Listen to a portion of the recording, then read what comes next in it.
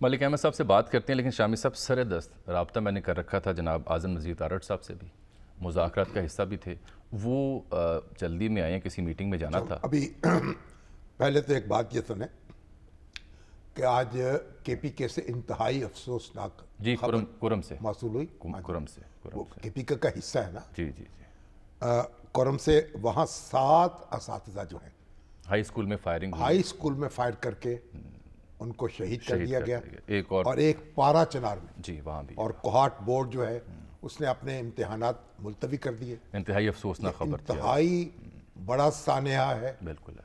और ये दुश्मन जो है कभी बच्चों को टारगेट करता है, कभी असातिज़ा को करता है, कभी मसाजिद को, कभी मस्जिदों को करता है। इस पे जितनी भी इसकी मजम्मत की जाए कम है। और ये एक मैं समझता हूँ झंझोड़ रहा है पूरी कौम को। ये वाक़या भी बिल्कुल ठीक। ये हम किन हालात में और घिरे हुए हैं और हम सियासतदान क्या कर और हमारे यहाँ बहसें क्या जारी हैं और किस तरीके से हमने किताबों में पढ़ा था ना कि जब मंगोल जो थे, हाँ जी, वो हमलावर थे, बगदाद की तरफ बढ़ रहे थे, तो वहाँ बहसें जारी थी कि वो सुई के नक्के से गुजर सकता है या नहीं, गुजर सकते हैं कि नहीं। हजरत ईसा अलैहिस्सलाम जब गए दुनिया से तो उन्होंने रोटी पतीरी खाई थी या बतीरी खाई थी। इस तरह की अल्लाह रहम फरमाए ये बहसें जारी थी, अब भी हैं। मेरा दिल दहल गया है। अल्लाह उन असातिज़ा की मग़फ़िरत फरमाए, उनके अहले खाना को सब्र दे, और उनके लवाकिन तो हम सब हैं, सब हमारे दिल पर कोई मरहम रख दे सब्र का।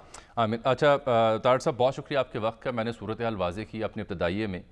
राना साहब तो कह रहे हैं हम पीछे नहीं हट सकते, जो भी अल्लाह की मर्ज़ी अब हो कोई भी जा सकता है। सुप्रीम कोर्ट ने कल समात रख ली है, हुक्मनामा भी जारी कर दिया, कहा कि हमने मुज़ाकरात कर नहीं कहा था।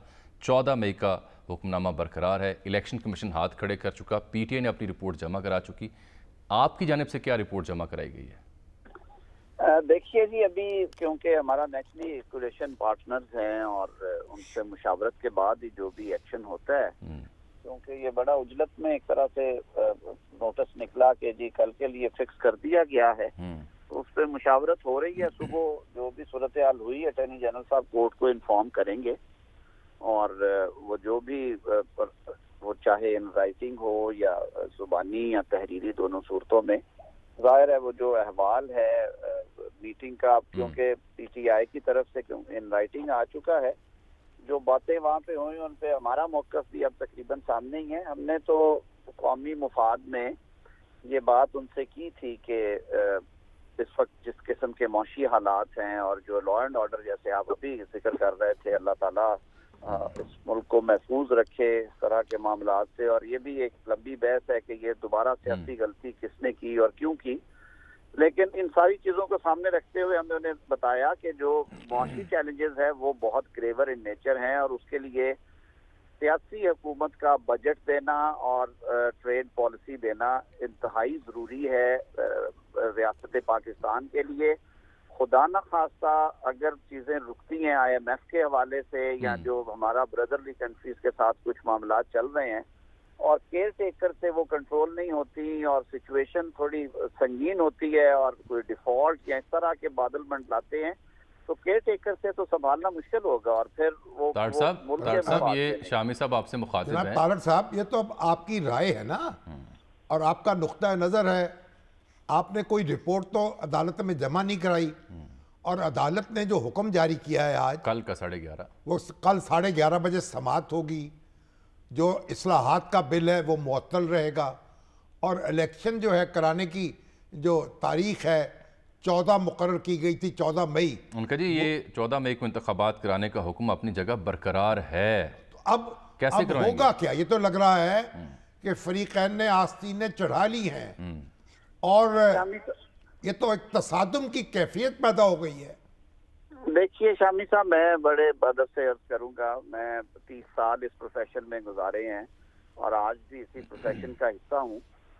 जो अदालती अहकामात, ऐसे अदालती अहकामात जिन पे तनाज़ा हो और जिनकी लेजिटिमेसी के बारे में भी क्लैरिटी जो है वो ना हो, पार्लियामान ने वफाकी हुकूमत को पाबंद कर दिया कि हम 4 जजेस के फैसले को मानते हैं, वो अक्सरियती राय है और जो 3 जज साहिबान ने फैसला दिया वो अकलीती राय होने की वजह से हम उसके पाबंद नहीं हैं। अब देखिए सूरत हाल में अगर वो फैसला इम्प्लीमेंटेशन की स्टेज पे आता है तो फैसले तो फिर कई हुए हैं मुल्क में। फैसला तो एक हुक्म तो ये भी दिया गया था कि कालाबाग डैम बना दिया जाए, वो भी जी वो तो एक ऐसा फैसला था ना जिसमें लंबा अरसा चाहिए, उसका अपना हंगामा है। ये तो एक कतई हुक्म है ना तारड़ साहब, अगर इस पे अमल नहीं होगा, अगर सुप्रीम कोर्ट अपना रास्ता लेगी, जो बेंच चीफ जस्टिस बना चुके हैं वो अपनी कार्रवाई करेगा, फिर होगा क्या? कोई रियासत का नुकसान होगा ना। शामी साहब मैं अर्ज कर रहा हूं कि जब पार्लियामान एक मुख्तदर इदारा है, पार्लियामान ने आईनी और कानूनी तौर पे जायजा लेने के बाद ये रेजोल्यूशन के जरिए से भी, और उसके बाद जब वफाकी हुकूमत ने उन्हें कन्विंस करने की कोशिश की और उनके सामने बिल लेके गई कि आप इखराजात के लिए ये बिल पास कर दें ताकि ये रकम जारी की जा सके, तो पार्लियामान ने अपना कानून साजी का इख्तियार इस्तेमाल करते हुए वो बिल दोनों दफा मंजूर नहीं किए।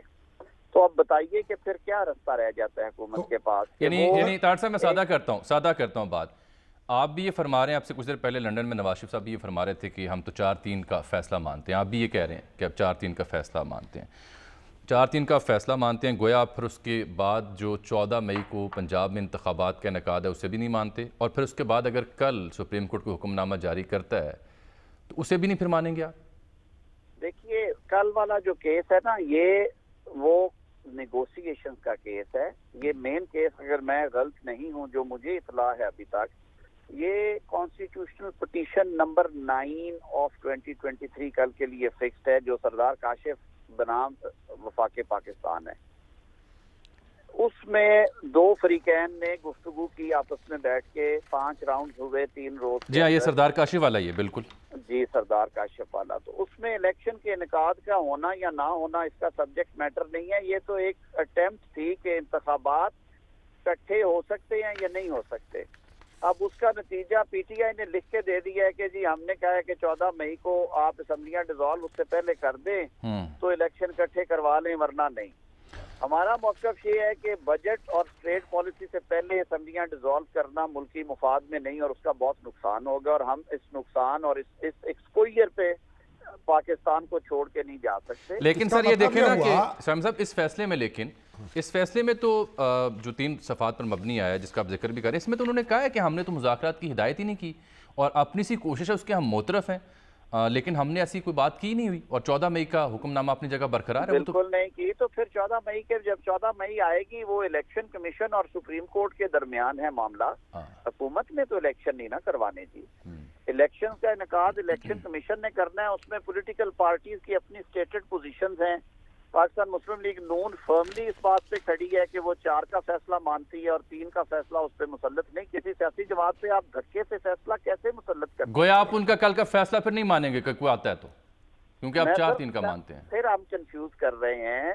कल के फैसले का प्लीज उस पहले केस से कोई ताल्लुक नहीं है। अच्छा, कल का फैसला एक एफर्ट है जो पार्टीज ने आपस में की है। वो अपनी अपनी रिपोर्ट जमा करा देंगे, कोई जुबानी दे देगा, कोई तहरीरी दे देगा।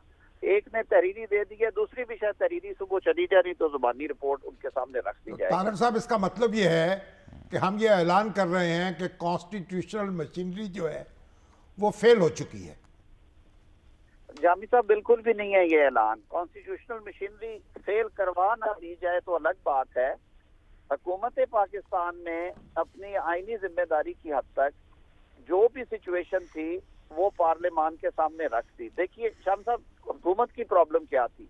हुकूमत की प्रॉब्लम ये थी कि इससे पहले कि हुकूमत तक 21 अरब रुपए का हुक्मनामा पहुंचता, पार्लियामान एक करारदाद के जरिए हुकूमत को पाबंद कर चुकी थी कि आप हमारी बनाई हुई हुकूमत हैं, पार्लियामान में बैठे हुए लोगों की। हम 4 जजेस का फैसला मानते हैं, जो अक्सरीती फैसला है, that is in our opinion order of the court, और हम 3 जजेस की अकलीती राय को नहीं मानते। लिहाजा आपने इस पे अमल करना है तो आपको हमारी जो इजाजत दरकार होगी।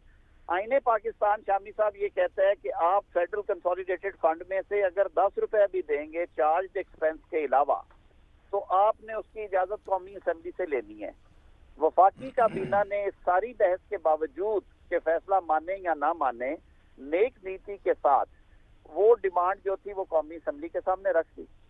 कौमी असम्बली ने वो बिल मंजूर नहीं किया जिसमें कहा गया कि आप इसको चार्ज एक्सपेंस के तौर पे इस्तेमाल करने की इजाजत दें ताकि ये झगड़ा ही ना रहे कि इस पे कोई पाबंदी या कट लग सकता है।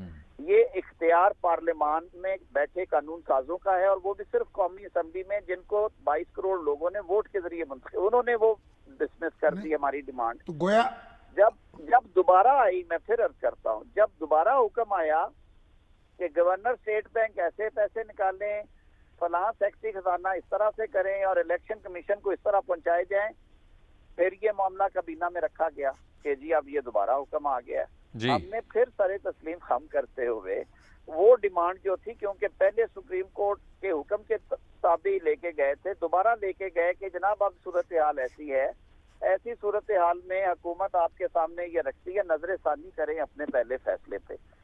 पार्लियामान ने उस जो डिमांड थी उसको दोबारा रिजेक्ट कर दिया। फिर तीसरी दफा एग्जीक्यूशन स्टेज पे फिर लेके गए हम पार्लियामेंट, फिर उसको उन्होंने कहा कि जी हम ये कह चुके हैं कि हम 4 जजेस का मानते हैं। अच्छा सर, मैं एक आखिरी नुक्ता आपकी खिदमत में, ये राजा परवेज साहब का मैंने जिक्र किया था कल, वो कह रहे थे एक प्रोग्राम में कि सुप्रीम कोर्ट ने अगर वज़ीर आज़म को नाअहल किया तो पार्लियामेंट के रद्द अमल से सबको डरना चाहिए। पार्लियामेंट का क्या रद्द अमल ऐसा होगा जिससे डरना चाहिए?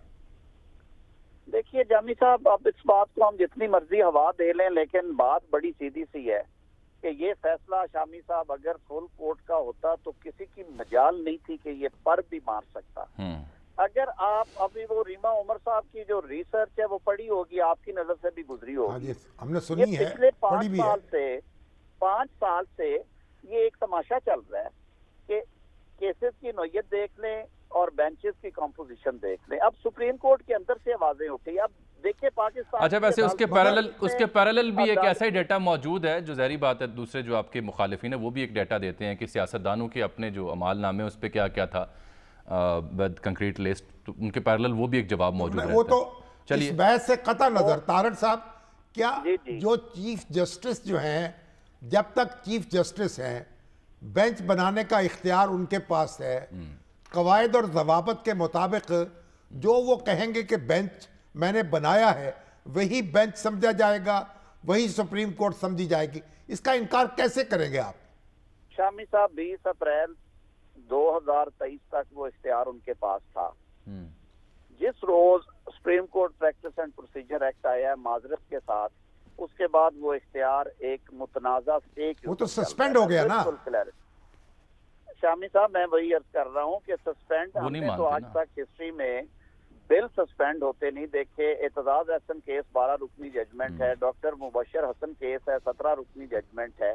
अगर पूरी सुप्रीम कोर्ट ने बैठ के, और आपके सामने ताज़ा मिसाल है जो नैब लॉ के ऊपर 3 रुकनी पिछले 7 माह से।